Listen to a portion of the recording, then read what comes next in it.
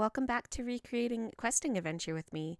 I'm starting out making Solitaire taller like I had wanted to do before, and to do this I'm using Paint.net since I find it easier to move a bunch of pixels all at once in it.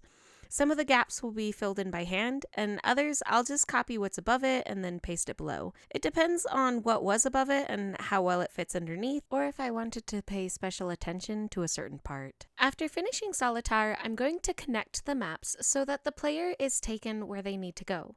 While testing this, I did run into a bit of a problem where the screen stayed dark. It actually took me longer to fix than you see here, but all that had happened is I didn't transfer the player to the correct map. I fixed it and it fixed the problem. After connecting the maps, I go on to transfer the hero's home from the previous iteration of the game into this one. This is the first time I've done this for this game, but it won't be the last, since if I still like the map, it's easier to copy-paste than to remake it. For the event, since it's the beginning of the game, I've added options for the player to pick a gender or appearance, since gender doesn't actually matter in my game, a class, and a name. I've customized the character and battler depending on the class chosen, so I have to make sure that gets assigned. I'll also change the stats of the player so the stats better match the class chosen. While doing this, I'll create switches for each class for later events and for the tutorial, where it gives you an armor piece so you're actually able to equip it. There's also a switch for the appearance chosen so that the correct version of the class is used when it's assigned. This will also be useful if I ever change the player's graphic, so I'll be able to change it back. That pretty much wraps up this section, so let's play test it to make sure it works. Let's see how this goes. I guess I don't have to start from the very beginning. I know this part works, but like, here we are.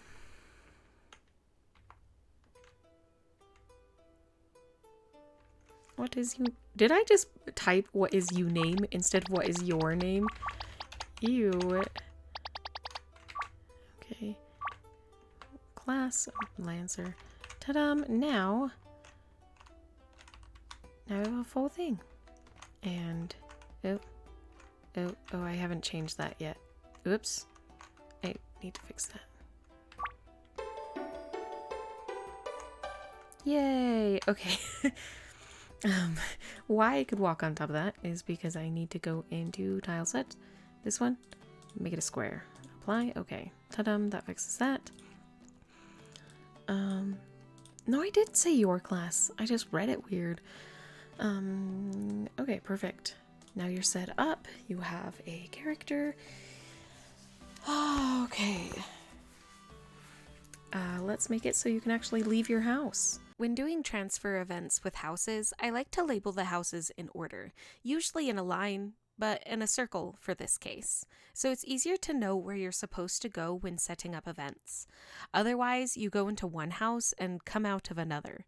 Events that are player touched activate when the player steps onto them, and that's what I want all of my transfers between maps to be, unless it's for a cutscene. When working with RMXP, the items selected with a blue dot are not imported into the game, and if you try to export it as is, those items won't appear for players unless they had RMXP as well. Orange dot items have been imported in. For now, I have many of them blue. But eventually I'll have all the graphics, sprites, sounds, and everything else imported. You can double check this by going into the Game tab at the top and then select RTP. If the RTP is off, it will remove all but the imported items from the game. As a side note, you might actually be able to export your game without importing everything first by selecting to include the RTP into the export. But I didn't seem to be able to get it to work and didn't even think about it until just now. I'm pretty sure VX and VX Ace have the option to do that, so XP might, but it also might not. I'm going to add a common event for sprinting. For ARMXP's conditional branches, the button names are not what the buttons actually are. For example, my sprinting event checks for button A, but it's actually the shift key. In the video, you can see me playing around with the intros some more, and getting more people to move in the cutscene. I also run around the house to check the collision of objects. In the second part, after the portal, I want all of the members to line up, so they're standing shoulder to shoulder. I'll eventually reach this point, but since it's timed with the text, if you click through it quickly, they won't reach that point before the player is transferred to the next map, which I think is better than making them wait. I decided I wanted one more cutscene before I let the player take over. This one is for Lily. I've actually thought of putting in one for every companion eventually in different parts of the game, but haven't done so yet, and I'm still undecided if it's something I do want to do. This map is, again, a copy of a one I had made before. This time I'm transferring layer by layer, since I only want the one building and not the whole map. If you didn't want to do it like I am, you could copy the whole map and then shift and shrink it to get it how you want. This location, unlike the locations of Solitaire's cutscenes, is one that the player will be able to go to later in the game. So the map is pretty much done, but while I'm remaking the game anyway, there are some sprites and battlers that I want to redo, and Lily is one of them. For the sake of the video, I've sped up the process, but it took me about an hour to finish the sprite.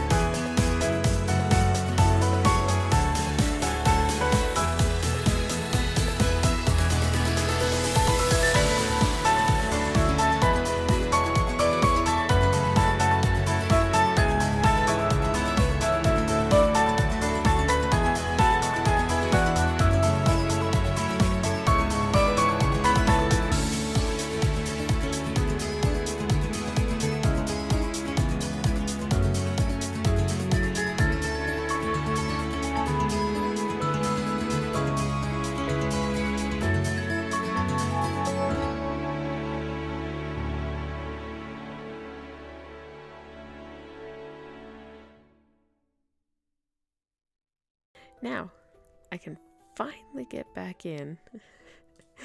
Took so long. After adding another angel to the map and adjusting Lily's sprite a little bit, I'll make the cutscene. It's a pretty simple one, but it did take a little bit of time to make sure characters are moving like I want them to.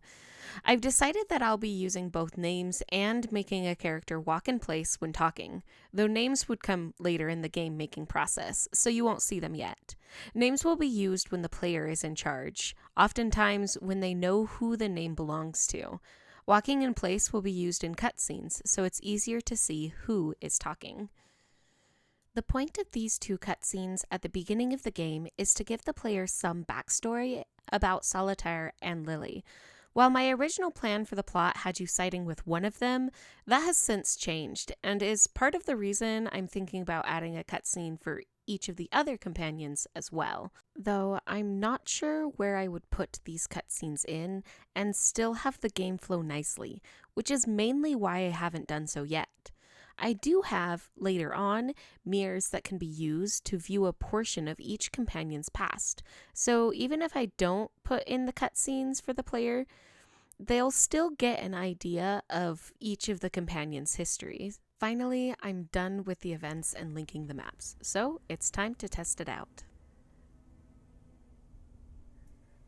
Okay, perfect. He says good riddance. If transfers here.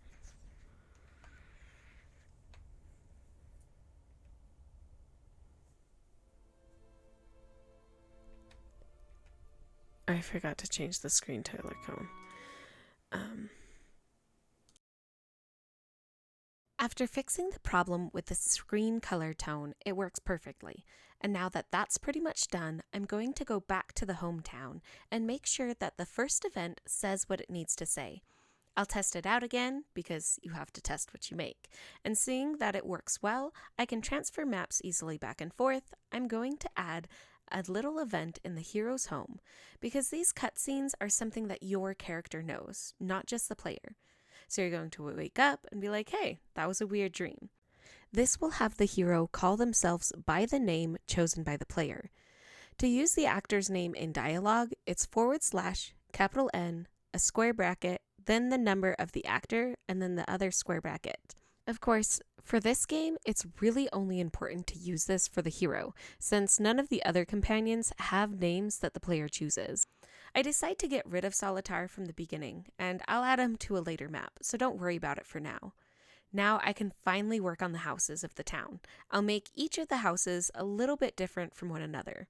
During this time, you'll also see me make some more adjustments to Lily's sprite, because I wasn't happy with how her wings looked while walking. I also just needed to finish the sprite. As you could see, she didn't have any shoes before. This is her main sprite that will be used when she joins the hero's party.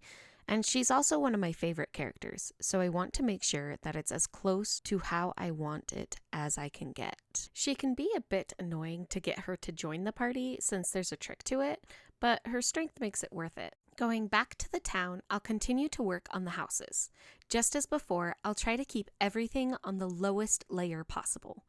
Setting up transfer events can be kind of monotonous, but it is definitely worth it to take the time and make sure that it's correct the first time so you don't have to go through and fix it later. For me, I like to set the event right at the door to enter or leave, but when you do enter or leave, you'll actually be placed in an event space in front of the transfer event. That way you can simply turn around and leave if you want to, instead of having to walk in and then leave. I try to make sure every house has a table, a sort of kitchen, and a bedroom or place to sleep, but this doesn't always happen. There are some houses that are rather empty that I make later. I give all the houses doors, because if I call the door common event without a door graphic, the player just stands there as the event runs, and it looks kind of silly. I could have also transferred without the event, but in this town, I wanted the doors. Then I start adding people. The first one is your mother, who upon your awakening will greet you and tell you that breakfast is on the table. This will allow players to see that I use stars in order to mark items that are special or that you can find that aren't in a chest. There are no items in this game that are not marked with stars unless they are already in a chest. I will also add your sister Mia to the house. She's asleep, so you can't do much with her now. I'll test the events I just set up to make sure that they work. After testing, I'll change the mom's dialogue just a little bit, but then I'll call it good.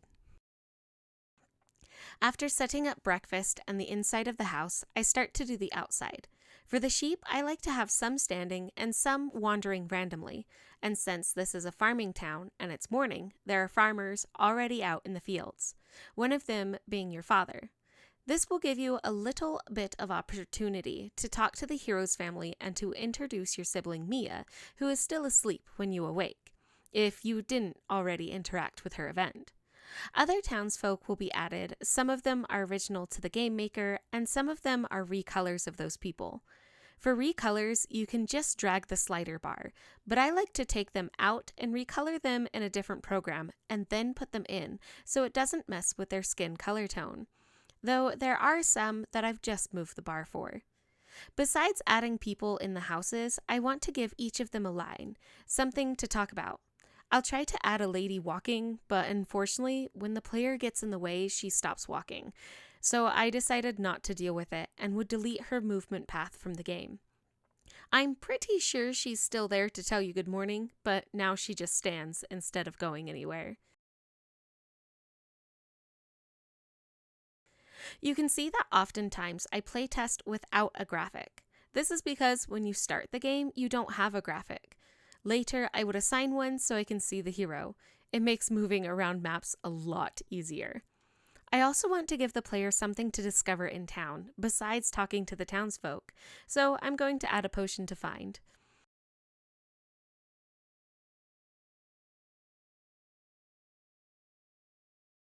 I'm adding a few more details to town too, so it's not just the town in the map. Now you can also see a little bit outside, where there is a river. There won't be any map towards the side, and I don't know what I was thinking when I added the magic circle. But there will be a map to the north, where there will be a graveyard. If you have a town, you're going to have people who die, and for this one, they're buried nearby. There will be a couple of graves, and each of them will be named with a name and sometimes a quote or last words. This isn't important to the story, but it does give something more for the player to explore, and a little bit extra life for the town. I like to, when I can, line up the maps so when you enter and leave, it's in about the same location.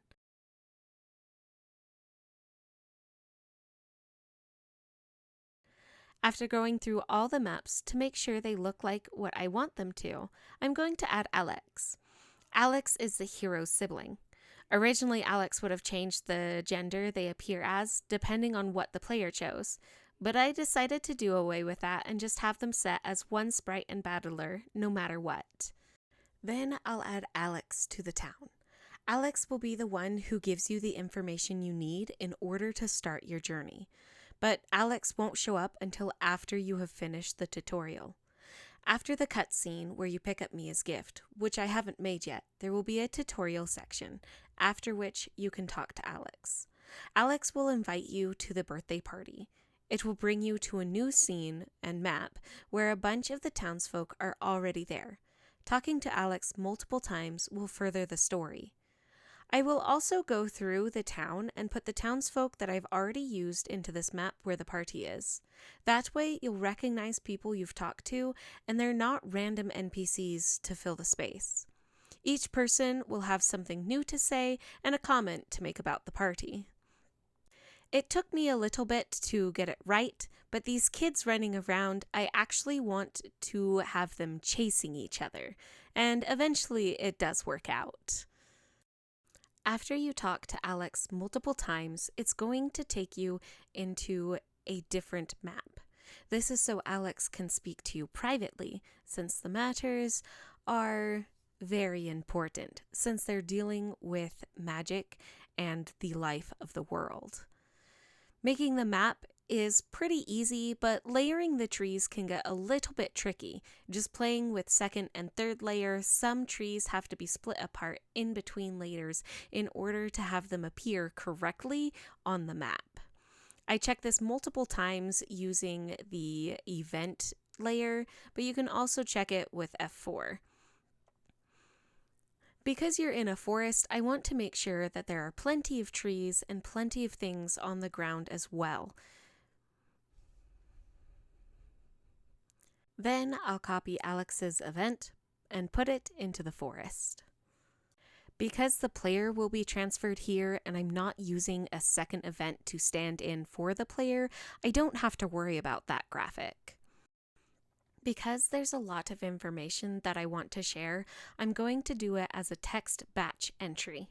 This will allow up to 4 lines on each message box, and I can type it all at once instead of double clicking and inserting a text box each time.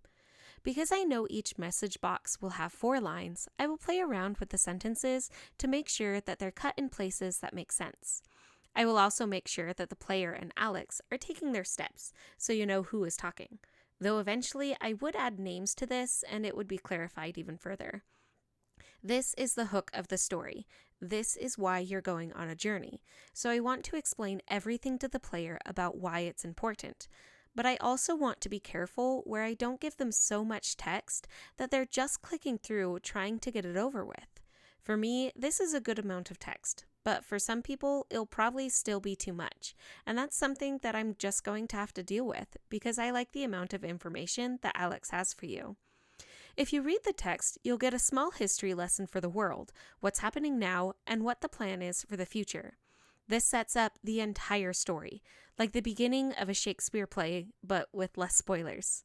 This is a very much a tell, not show kind of story in the beginning, which can be problematic. But without Alex, the hero would have no reason to leave town. As you journey, you'll find more reasons and more people to help, and the plot will become not as simple as you were told in the beginning. I'll wrap up the event here, and then I'll add a few lines for the people attending the sister's birthday party, including hints that you should talk to your sibling. Because the player just finished the tutorial, they should know that people will have multiple dialogue options if you talk to them multiple times. So hopefully they get to Alex's information relatively quickly, since you can't leave the party map without talking to Alex. Then it's time to test the event. And I even added a game over option if you tell your sibling that you won't help. I'll finish up this episode by finishing the rest of the party. Everybody will have dialogue and something to say to you. It's mostly about your sibling Mia, whose birthday it is, and some of it about Alex, but it still adds to the world. And with that, I hope you have a good day, evening, night, whatever it is. Remember to eat well, sleep well, and drink lots of water. Bye!